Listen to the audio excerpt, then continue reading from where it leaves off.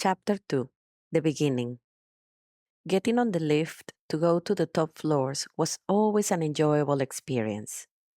The view from the top was magnificent, especially during sunrise. Each day was a hard working day, but it was worth it. It was a challenge and the perfect distraction from reality. It was rewarding to be able to help others. That was her life now. Isabel Hearn was a fortunate and intelligent woman that managed to finish medical school with honors and later specialized in fertility. She was on the list of the top fertility specialists in the UK. She ran a fertility center in London in charge of thousands of patients annually. Also, a philanthropist who enjoyed frequent trips to Kenya with her parents to donate most of her proceedings for children in need. Helping was part of her way of life, as a form of retribution for the fortune she had. Isabel was a predictable woman, with a well-defined routine that rarely changed. She was committed to work every single day, including weekends, and was an expert at avoiding parties or celebrations. Change was not easy on her current life. The only activity she did included her family or very close friends, and used to spend long hours inside her Kensington mansion working with her huge telescope. Not many people knew her house, because she very much preferred loneliness than company of anyone besides her family. Those who knew her always commented that she was an introvert who didn't like to socialize. Despite being successful and beautiful, she was wealthy, but her looks and demeanor showed a lost and sad person. Her parents traveled frequently and kept inviting her to their exotic adventures, but she rarely traveled except to Kenya. There was a rumor among her neighbors and colleagues that she had a multimillionaire boyfriend because she had a collection of sport cars, and every now and then a new car was delivered to her garage wrapped as a gift. She grew up on a very wealthy environment surrounded by everything she could possibly need, and her parents were focused on showing her many areas of the world while she was growing up. That way, she developed a more sensible and caring side for humanity. Isabel Hearn had been the CEO of Fertility Solutions UK for a long time and gained respect on her field and other fields of medicine because of her brilliance and dedication to patients.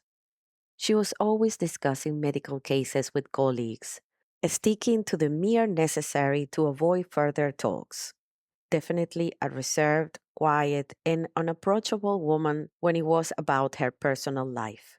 Both of her parents were successful lawyers, and even when the influence in the field of laws was all over her, they realized she was a natural for medicine. She loved science, biology, and the deeper study of the human body. Isabel lived in London since she was born. It was a city that had roots on her because the most important moments of her life happened there. She loved the architecture, arts, and the diversity of the city, and autumn was her favorite season of the year. Autumn in London brings an abundance of colors that can be unique. She was looking through the mirror of the lift while going all the way up. I wish there was a big storm filled with thunder, she thought.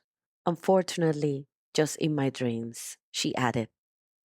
That thought could appear out of context, but she had a very good reason to wish for it. The lift went all the way to the 99th floor. The doors opened and a beautiful, white, and clean waiting area appeared. Three receptionists at the front smiled at her and said, "Good morning, Dr. Hearn." There were three corridors leading to the sides and middle area of the reception. On the right side, a huge clear glass area was visible from outside. People were seen working inside, using a sophisticated equipment and wearing their lab coats. It was the andrology laboratory that offered an open concept allowing patients to get a closer look during the handling of the samples. On the left side, there were signs for consultancy rooms, embryology laboratory, operation rooms, and recovery area. The middle aisle led to HR and administration. The place was very well designed and had a 360 view of London. The reception area had a huge fish tank with a variety of colored fish inside. There was a relaxing music on the background, and the sound of water also came from a fountain attached to the side wall, resembling a small waterfall. The white floor would change tones every minute, and a giant digital clock was attached to the floor, visible by the transparent areas in the center of the waiting room. Each receptionist was physically different and beautiful. One was dark skinned, another red hair, and a very charismatic blonde girl.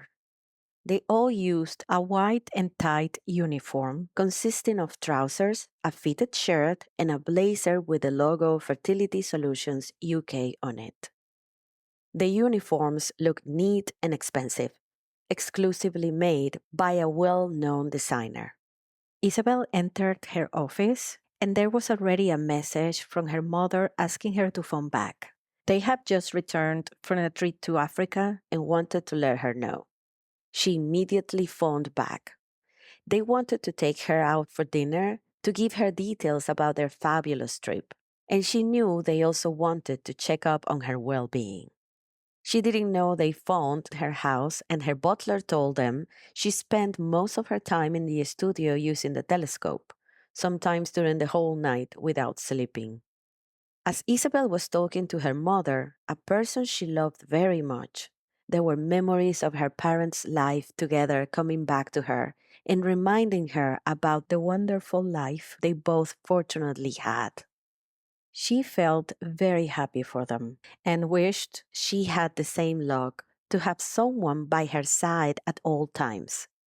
Her mom's voice was echoing in the background, and her memories started coming back to surface about her parents' story, a beautiful and romantic story once told in detail by her mother Claire Hearn Lopez Bernal.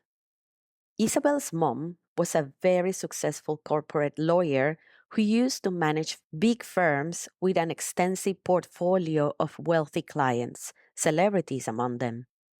She was based in Barcelona and used to travel the world to take upon the most complicated cases. That's how she met Adrian Hearn in one of her trips representing a client from London. The case made them work together as a team, and soon their adventurous relationship started. When Adrian met Claire, he was immediately in love. She was very beautiful and exotic, a slender and tall blonde with a weakness for midnight snacks. They used to order champagne and nuts while working on their client's case. Claire said she felt more relaxed and helped her think clearly. Eventually, after several months working on the case, involving lots of traveling together, the case was finally over and they were victorious over their opponent party. Claire was a Spanish descendant.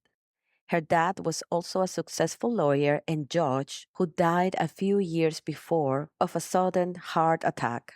Apparently, the guy didn't stop working and stress eventually caught up with him. Her mother died when she was young, a good accountant who was diagnosed with well advanced ovarian cancer and lost the fight several months later. Her father raised her, and he certainly did a wonderful job. He never remarried and dedicated his life to train his daughter to become a great lawyer. He was her role model, and despite the critics of many about her beauty interfering with her future as a good lawyer, he managed to convince her otherwise. She became an excellent lawyer and one of the best on her field. They remained living in Barcelona, and Claire took over the law firm when her dad passed away. Adrian Hearn was a rising star as a lawyer. He was born in London, and unlike Claire, his parents were both professors of biology at Bristol University. Years after he was born, they decided to move from London to Bristol, and Adrian was used to study inside a laboratory while his parents were doing research for days and nights. It was interesting for him to be part of that world, but also gave him more motivation to keep going as he felt academia wasn't of his taste. He was more into laws and business.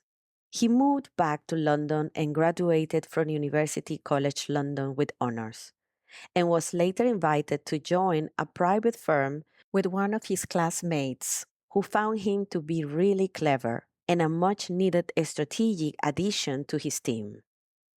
Claire and Adrian got married a few months after winning the case that brought them together, and later moved to London, where Adrian convinced her to join his firm.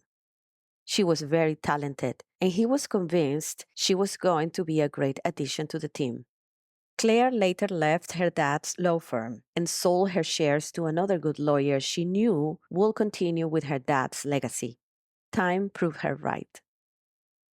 They bought a nice home in Chelsea and spent months refurbishing the place to make it special for them. It was an old 1800s Victorian house, and they loved the neighborhood and wanted to start a family as soon as possible. However, they tried to conceive for years and were looking to have at least 3 or 4 children. After many unfortunate years and several miscarriages later, they finally conceived a healthy baby named Isabel. Later, when Isabel was 17 years old, she discovered how amazing was the story of her conception and birth. Isabel kept talking to her mother while she was momentarily staring at her degrees hanging in the front wall. The wall was filled with digital copies of her many accomplishments. They all looked important and represented a life goal being achieved. But her sadness was palpable. She sighed while staring at the wall and tried to bring herself back to the conversation. Luckily, her parents and patients became her only motivation to keep going. "Isabel, darling, are you still there?" her mom asked. "Yes, Mom, sorry. I was distracted for seconds looking at something here," she said indifferently. "I was asking if you prefer Japanese or Italian," her mom asked. "I don't mind.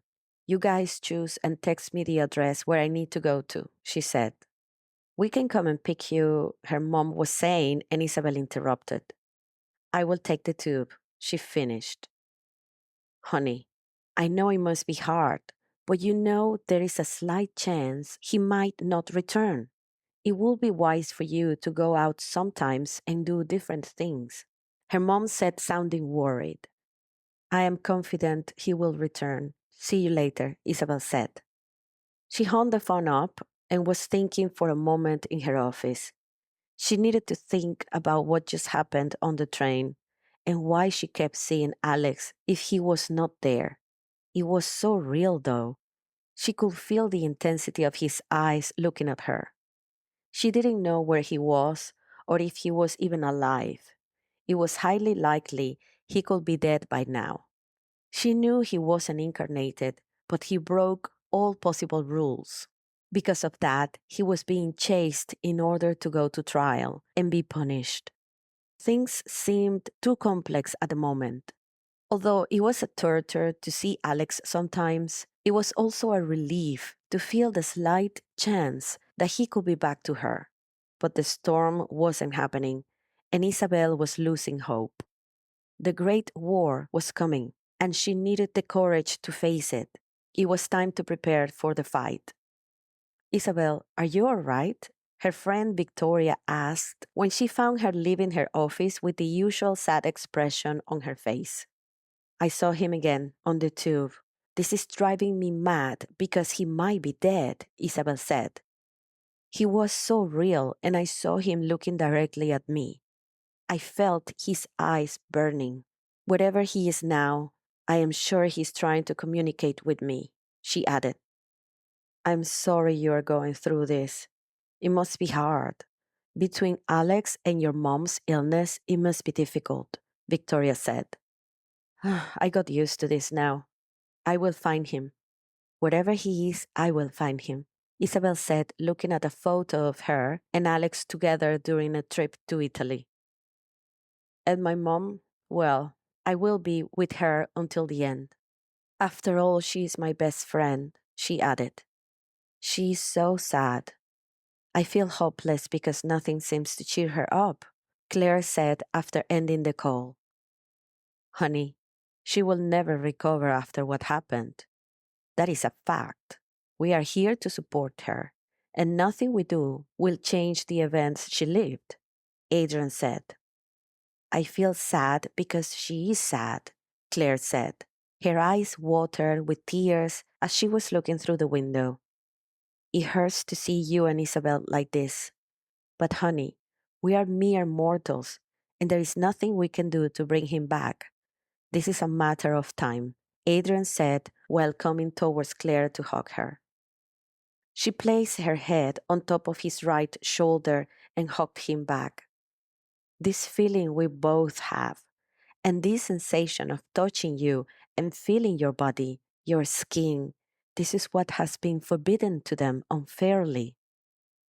We need to keep supporting her no matter what, Claire said as she was touching and feeling Adrian's body. We have been doing everything we can, honey. It has been exhausting, and you need to rest. You are fighting that awful, Adrian said while looking down sad. I know, but I will be fine as long as I know I can help my daughter somehow. We need to find answers, she said. We will keep looking for them, Adrian said. I might be wasting my time again, but would you like to go out tomorrow for dinner? A group of friends are going out to a restaurant opening, and it seems to be really cool, Victoria asked when they met at the corridor. Victoria Moore was also a fertility specialist, graduated with Isabel and very successful. She was a beautiful brunette who loved to wear high heels everywhere, even for grocery shopping. She was wearing skinny jeans and a tailored shirt underneath her medical coat. She was showing her ID badge on the side of her coat, and her photo looked really nice. People used to check out her ID badge because she looked like a top model on it. Her black stilettos made her look even more slender than she already was. Thanks, but no, I am busy, Isabel replied on her way to the embryology laboratory.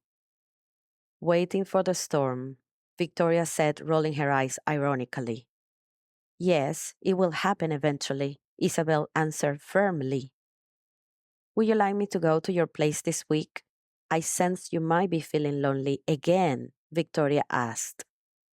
Victoria was a direct woman, and Isabel loved her honesty and the capacity she had to speak her mind freely, but sometimes she was a bit harsh with emotions, and Isabel had to find the patience to understand her. Thanks, Isabel replied. My parents are back from their holiday, so I will get to enjoy their company this week, she added. That's great, Victoria said. I'm going out with Robertsonian tonight to a party, and maybe you might join us for drinks after dinner? Victoria said, winking her eye. It might cheer you up. You know, sometimes going out is good for your health, she added. Why would you think that? Isabel asked her, surprised for the invitation, after she just said no to tomorrow's. I will have dinner with my parents, and after, I will go straight to bed. I am exhausted these days. Do you keep calling that guy Robertsonian? Isabel asked, surprised and amused. Why not? It fits him perfectly well. He is twisted and inexplicably rare, like a Robertsonian translocation. His name is Robert, and he makes me break into my center. You know, it fits perfectly well. She winked her eye, and Isabel was smiling. Then Victoria added, The reason you should come and join us for drinks will come to you later, my forgetful friend. she added, smiling nicely. Am I forgetting something? A special day? Isabel asked, and Victoria was about to answer when they were both interrupted. Are you having a secret meeting without me? A petite brunette asked. Oh my God, are those the current season Lobotinis? I am still on a waiting list for those, she asked, admiring Victoria's black stilettos. Yes, they are. And yes, they are nearly impossible to find. I can help you find a pair with my friends, though, Victoria replied. Lovely. I will love that, Tanya said. All right, you two seem to be in the middle of an interesting conversation without me. I can sense it, Tanya said, looking at them. Did I interrupt something important here? Because Isabel is very quiet, she added, looking at Isabel. I am fine. I was actually leaving to the embryology laboratory. So, see you later, Isabel said. Isabel left, and Tanya asked Victoria, did you invite her tonight to? Yes, I did. And the answer is the same as always no, Victoria replied. So she doesn't even remember, Tanya said. Nope, as usual, Victoria said. She is usually lonely and sad. This is not healthy. That's a shame from someone that has so much in life. I wish there was something we could do, Tanya said. Bring Alex from wherever he is, Victoria said quietly, kind of like to herself. What? That's nonsense. Alex is gone, maybe dead, Tanya said while staring at Victoria. I'm not sure about it, Victoria said. What do you mean? He left and hasn't returned. Nobody knows where he is. Nothing has been found, Tanya said. Alex loved Isabel more than anything in this world. I am sure he will return, Victoria said. I know you believe in fairies, but I believe that if a guy went away, being married to you, he is either crazy or tired of the relationship. Isabel is the one that worries me with her sadness. That is no good for her. He might not return. I heard he also had his issues, Tanya said. Haven't we all? Victoria said, looking at Tanya. Back at medical school, Isabel was nicknamed the brain by her friends and colleagues. The retention level she had was rarely seen. She could read a whole book in one day and go to classes without the need to study the material or to review it before exams. She was gifted with a very clever brain, and she was making the best use of it. She wasn't a girl of going out to parties or wanting material things. That was a characteristic she always had. Despite her wealthy upbringing, she was humble and always dedicated to study and to contribute to charity with her parents. Her friends were envious of the power and confidence she demonstrated during her career. Isabel loved to be in the hospital around her patients, and she dedicated a good amount of time to their care and to diagnose their illnesses correctly. Everybody felt comfortable around her, and she showed a very good degree of responsibility, even when she was also committed to her marriage with Alex Cavendish, the mysterious billionaire bachelor who arrived in London one day. She cultivated a great amount of fame among her colleagues, and they enjoyed working with her in the medical center named Gaia. It was a tall and modern building located right by London Bridge, near another tall building named The Shard, with 95 stories. Gaia was taller. It was built and remodeled by Alex Cavendish before his sudden disappearance. Rumors say the building was an expression of love from Alex to his wife, and he wanted her to be closer to the sky. The fertility clinic named Fertility Solutions UK was located on the last floors. Isabel was looking through the microscope, and she could see cells dividing. She loved the amazing phenomena around the fertilization and division of an egg until it becomes an embryo and finally a baby. She was a fan of modern nature and the wonders of life. Everything on earth seemed to know its way of being created and destroyed at the same time. She thought of herself as a miracle baby because her mother had great difficulties in conceiving and had multiple miscarriages. When Isabel was 17 years old, her mom told her the story about how she and her father met, fell in love, and ended up conceiving her. It was indeed an amazing chain of events. She was fascinated by the beautiful story and asked her mom to provide with exact details of everything. She remembered the way their lives changed forever ever since.